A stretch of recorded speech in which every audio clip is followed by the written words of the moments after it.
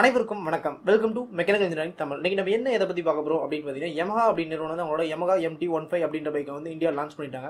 இதை பத்தின சில தகவலை வந்து நம்ம இந்த வீடியோவில் பார்க்க போறோம். உங்களுக்கு இதை பத்தி தெரிஞ்சுக்கணுமா? வாங்க பார்க்கலாம். அதுக்கு முன்னாடி நீங்க இன்னும் நம்ம சேனல் சப்ஸ்கிரைப் பண்ணலன்னா அந்த ரெட் கலர் பட்டனை பிரஸ் பண்ணி சப்ஸ்கிரைப் பண்ணிக்கங்க. கூடவே அந்த பெல் பட்டனையும் பிரஸ் பண்ணிக்கங்க. நம்ம சேனல் என்ன வீடியோஸ் போட்டாலும் உங்களுக்கு உடனுக்குடன் அப்டேட்ஸ் வந்துகிட்டே இருக்கும்.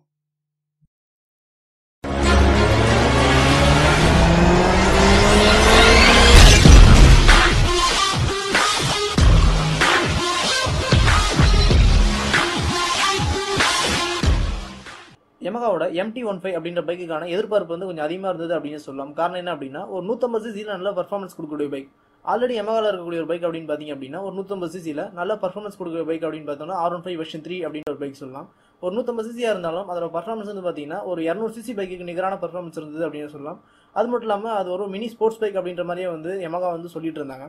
அந்த வகையில் இந்த பைக் வந்து பார்த்தீங்கன்னா அதே இன்ஜின், அதாவது R15 வெர்ஷன் 3 அப்படின்ற பைக்கோட இன்ஜினே வந்து பொருத்தப்பட்ட ஒரு பைக் அப்படின்றதுனால வந்து ஒரு 150 சிசிலே வந்து அதிகமான பர்ஃபார்மன்ஸ் கொடுக்கக்கூடிய பைக்காகவே வந்து இது வந்து கருதப்பட்டுச்சு. அது மட்டும் இல்லாமல் இது வந்து ஒரு ஸ்போர்ட்ஸ் நேக்கர் டைப் பைக் அப்படின்ற மாதிரி வந்து சொல்லியிருந்தாங்க.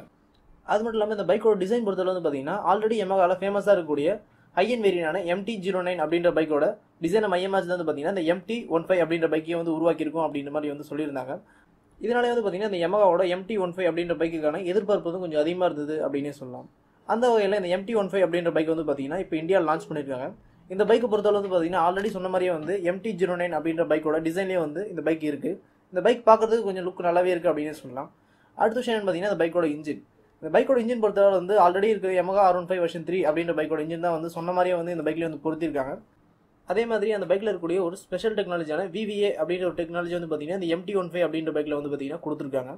அடுத்து இந்த வண்டியை பற்றி பார்த்தோம் அப்படின்னா இதில் வந்து 155 சிசி கொடுத்துருக்காங்க. இது வந்து single cylinder liquid cooled engine. இதோட பீச் மற்றும் டார்க் பற்றி பார்த்தோம் அப்படின்னா இதில் வந்து 19 பிஹெச்பி கொடுத்துருக்காங்க. டார்க் அப்படின்னு பார்க்கும்போது 15 நியூட்டன் மீட்டர் டார்க் வந்து கொடுத்துருக்காங்க. அடுத்து வண்டியோட ஃபியூல் ரெலி டைப் அப்படின்னு பார்க்கும்போது ஃபியூல் இன்ஜெக்ஷன் தான்.